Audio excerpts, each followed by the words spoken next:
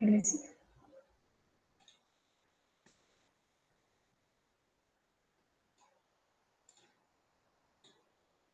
Vamos lá, então.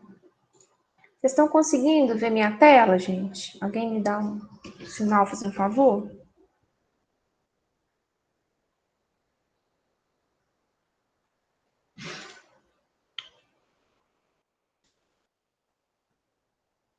Conseguem, gente? Ver a tela? No chat, sim, beleza. Então, vamos lá, gente. Nós vamos começar. Nós temos no dia 18 de janeiro, começa o terceiro trimestre. Então, nas próximas semanas, eu preciso de fechar o segundo trimestre, fazer recuperação. Então, eu queria explicar para vocês como que ficou a questão das notas, as divisões. Vamos lá. O nosso segundo trimestre é organizado da seguinte forma. Quando vocês abrirem o SIGA, vocês vão ver um monte de siglas, então eu vou explicar para vocês o que é cada sigla e o valor de cada coisa. O T1 foi o primeiro questionário que a gente fez sobre referências e citações. Era um que tinha umas fotinhas de umas citações, se você checar se estava certo, se estava errado, ele tinha 4 perguntas. Esse questionário valeu 1 ponto. A2 é aquele, também foi um questionário, mas pedia para vocês lerem um artigo, irem colocando que era citação direta, valeu 2 pontos. O A4 é a formatação de trabalhos acadêmicos, que foi aquela atividade que eu dei para vocês, escreverem um texto sobre o que vocês queriam, e tinha lá os itens que eu queria que vocês olhassem de acordo com o vídeo que eu gravei, que era vocês formatarem fontes, passamento entre linhas, justificar, colocar o título e fazer nota de rodapé. O RAI, que está lá, foi a última atividade que a gente fez no final do ano, que era aquele artigo que vocês tinham que analisar e colocando as coisas de cores diferentes, valeu 2 pontos. E essa semana, com o conteúdo que eu vou dar para dar aula de hoje, já está lá no SIGA, é o T3, que é um questionário sobre o que é uma pesquisa. Esse questionário vai valer 2 pontos e o prazo dele vai terminar no dia 14 do 1, sem estender o prazo. Por quê?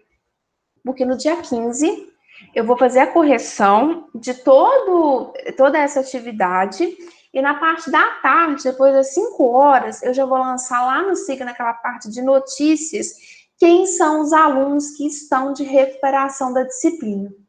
A recuperação, ela vai acontecer na segunda-feira, dia 18, igual aconteceu no primeiro trimestre. Eu vou abrir um espacinho separadinho lá no SIGA, com título de recuperação, e vai ter uma atividade que vai ficar aberta 24 horas como recuperação. Feito isso, terminando, eu fecho as notas, porque eu preciso de estar com tudo lançado até o dia 20 de janeiro, tá? Então, se algum aluno tem alguma pendência comigo, quem tem pendência sabe o que é. Eu peço para entrar em contato comigo até o dia 14, para a gente poder tentar resolver essas pendências. Depois disso, não tem como mais, devido ao prazo que eu tenho para poder fechar as notas, tá? Tranquilinho? Então, a gente começa agora com uma semana para a gente fechar o segundo trimestre e a gente começa o terceiro trimestre. Então, nesse mês de janeiro, a gente vai começar já a ver o que é uma pesquisa, entender as técnicas, os métodos, para que a gente, até o final desse ano letivo agora, a gente faça, de fato, uma pesquisa na prática, um projeto de pesquisa. Então, nessa primeira semana, a gente vai falar um pouquinho sobre o que é uma pesquisa. Na segunda semana, a gente vai falar o que é um projeto de pesquisa, depois a gente fala sobre temas, objetivos e justificativa, e por último, sobre a revisão de literatura. As nossas aulas, elas vão acontecer a cada 15 dias. No caso dessa turma, a gente tem aula hoje, dia 6 do 1, e depois a gente vai ter aula só dia 20 de janeiro, sempre às 10h30 da manhã. Então, vejam que as aulas são dia 6 e dia 20, tá? Então, vocês têm alguma dúvida, alguma pergunta sobre essa primeira parte da distribuição das notas, da recuperação? Alguém tem alguma pergunta? Não? Tranquilinho, beleza. Então, eu vou começar a passar para vocês agora o conteúdo da aula de hoje. Nós vamos falar agora sobre o que é uma pesquisa. Então, eu trouxe para vocês 2 exemplos para a gente pensar. Cada um de nós, ao longo das nossas vidas, das nossas atividades, desenvolve uma série de coisas. Então, eu peguei como exemplo um cozinheiro e um engenheiro.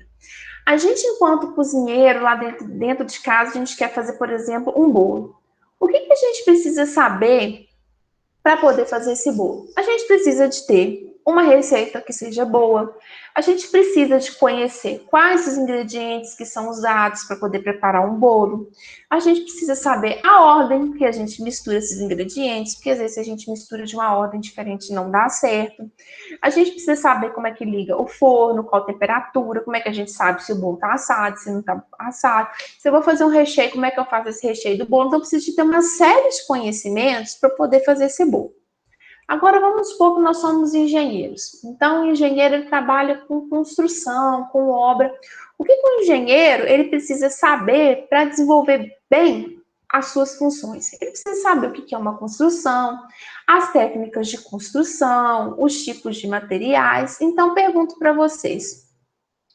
O que é, vocês podem até me falar no chat, o que vocês acham que difere cada um deles, sendo profissões diferentes, eles precisam de um determinado conhecimento. Agora, o que vocês acham que diferencia o meu conhecimento de cozinheiro aqui de casa do conhecimento de um engenheiro?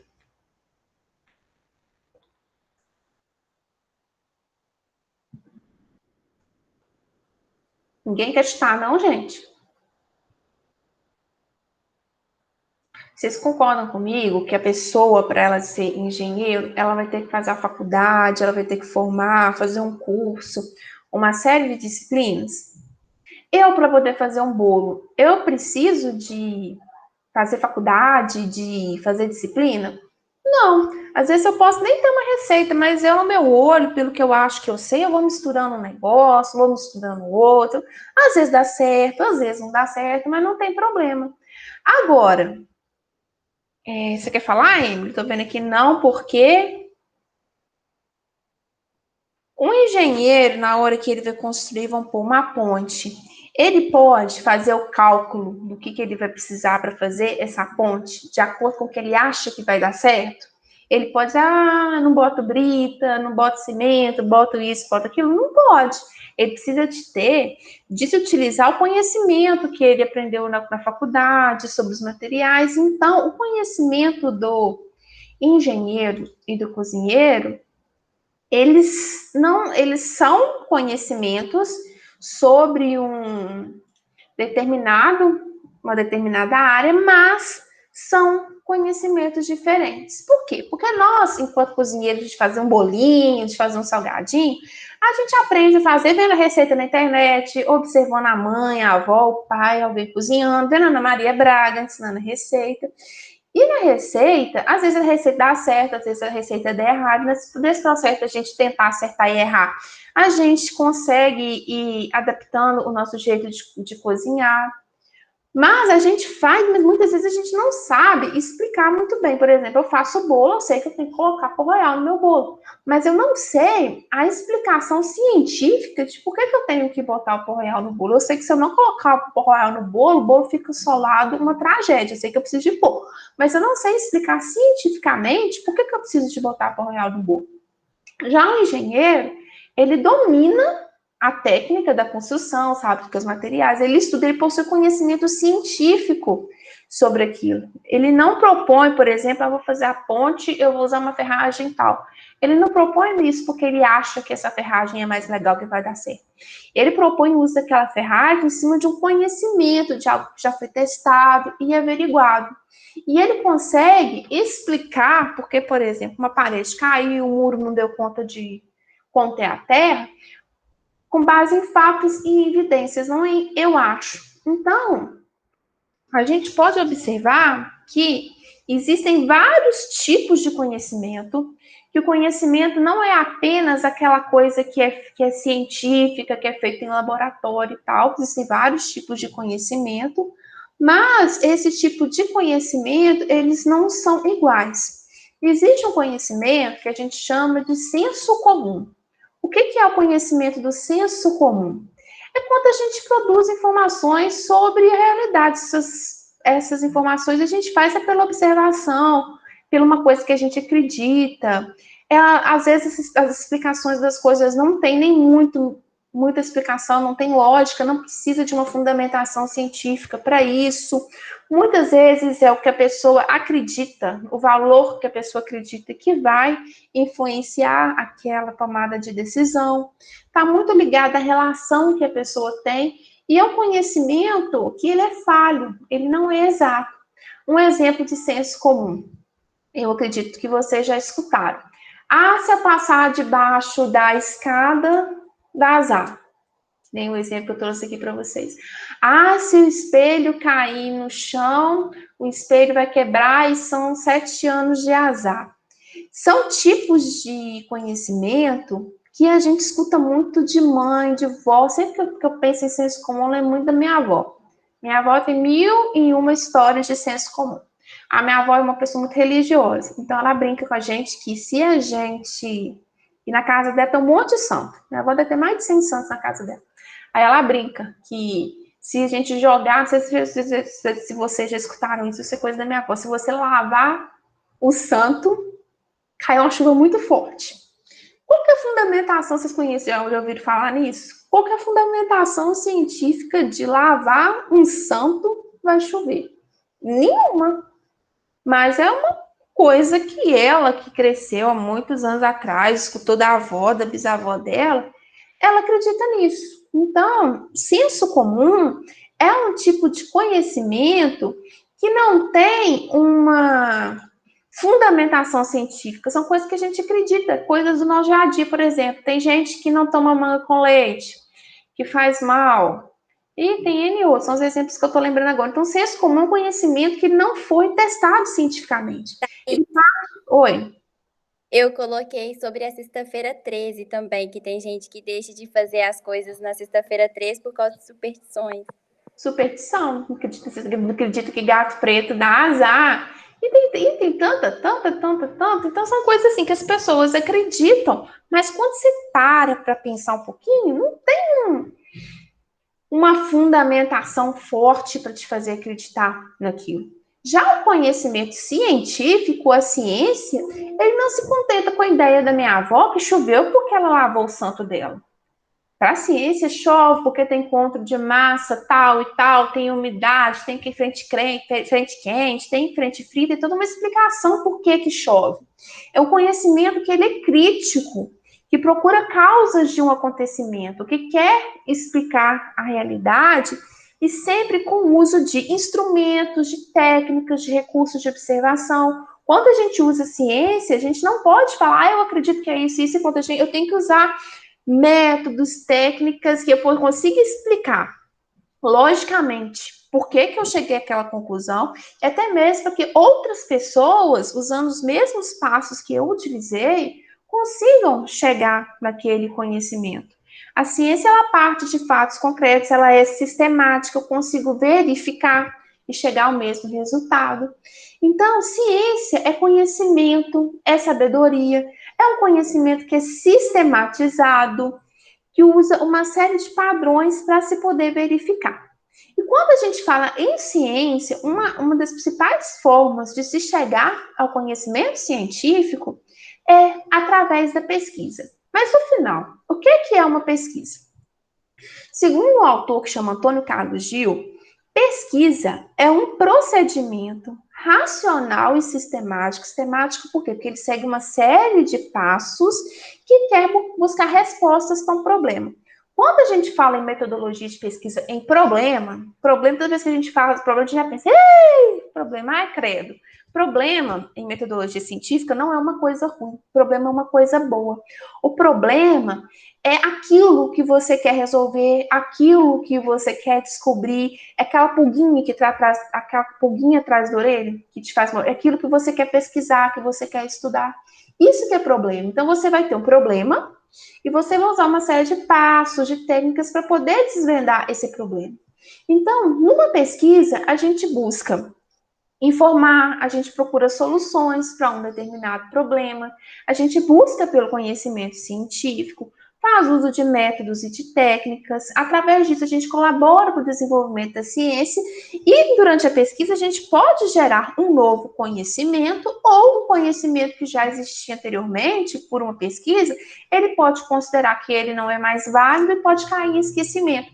A gente está vendo muito essa questão da pesquisa científica hoje na questão da vacina contra o coronavírus. Vocês estão observando que a pandemia já vai fazer um ano que está no mundo, já fez um ano que ela está no mundo, e nesse um ano começou uma corrida mundial pela vacina.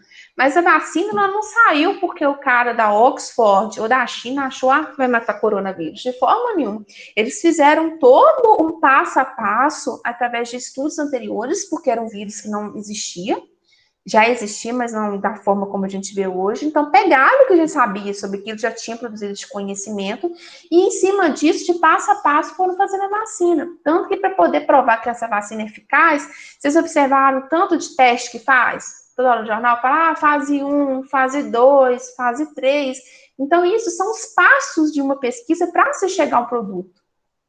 A pesquisa ela também ocorre, que nem o caso que a gente está vendo agora com a Covid, quando a gente não tem informação, está diante de uma coisa que precisa ser solucionada, mas não tem informação, que nem o caso agora. Estamos diante de uma pandemia, mas não tem solução, não tem um remédio que dê conta do vírus até o momento.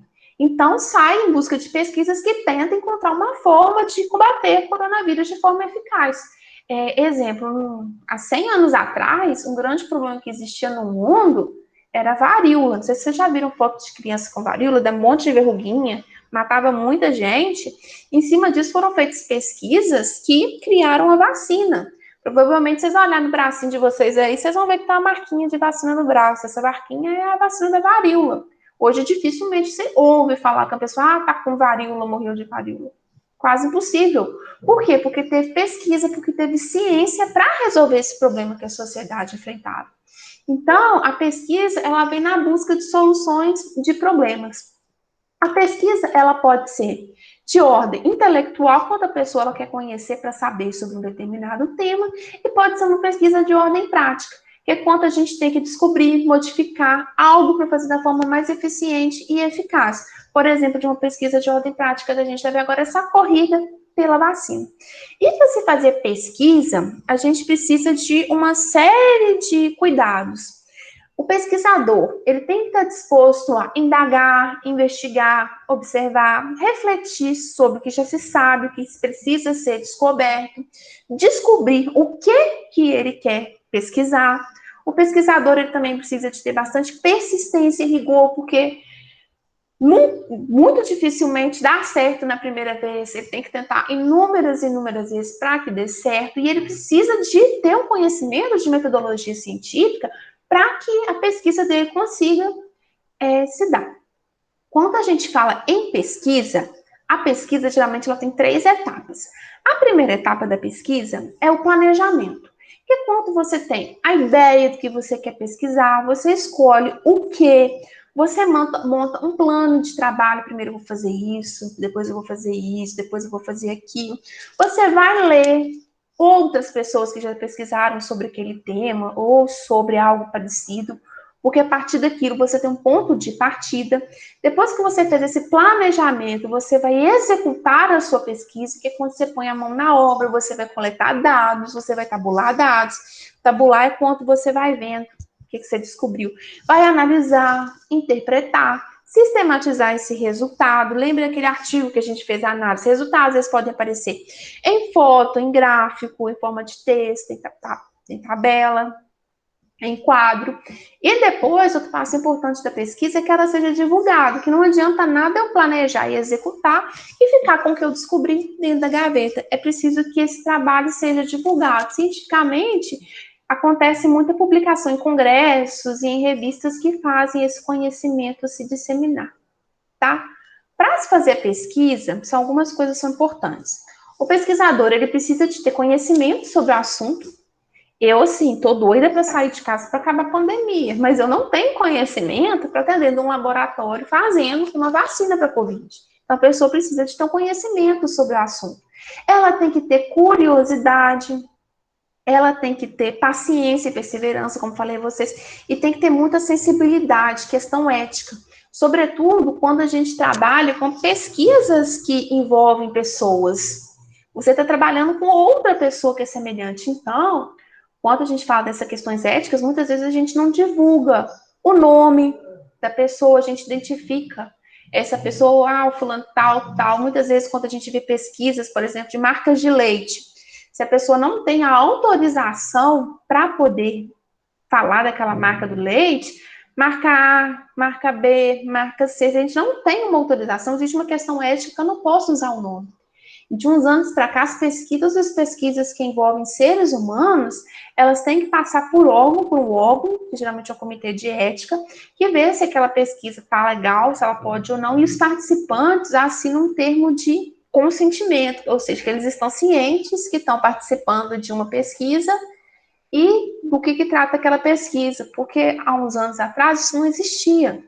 Existem casos, por exemplo, de pesquisadores que, por exemplo, em tribos muito antigas, que eles juntavam as coisas, iam para uma determinada tribo lá longe, vivia no meio dos índios, depois ia, divulgava o que descobriu daquilo sem nenhuma preocupação com aquela pessoa que estava pesquisando, indagando, ou então hoje existe todo o cuidado em cima disso. Para se fazer uma pesquisa, eu tenho que considerar o que eu tenho de pessoas, o que eu tenho de material, de equipamento, se eu vou ter dinheiro, se eu não vou ter dinheiro para poder fazer essa pesquisa. Eu tenho que conhecer as normas e os caminhos que são necessários para se fazer essa pesquisa. Eu preciso de um comitê de ética, do que eu preciso. E é importante também que se faça um projeto de pesquisa, porque o projeto de pesquisa, ele é todo um planejamento do que você pretende fazer. Ele vai ser o seu guia neste processo. Então, na aula de hoje, nós falamos um pouquinho do que é senso comum, conhecimento científico, falamos da ciência e de que é pesquisa. Vocês têm, gente, alguma dúvida, alguma pergunta sobre o assunto? A ciência busca a razão. Exatamente isso, Juan. Ciência busca a razão. Não, Emily, não. Uma dúvida, Juan. Você que me mandou mensagem ontem, não foi? Deixa eu parar a gravação.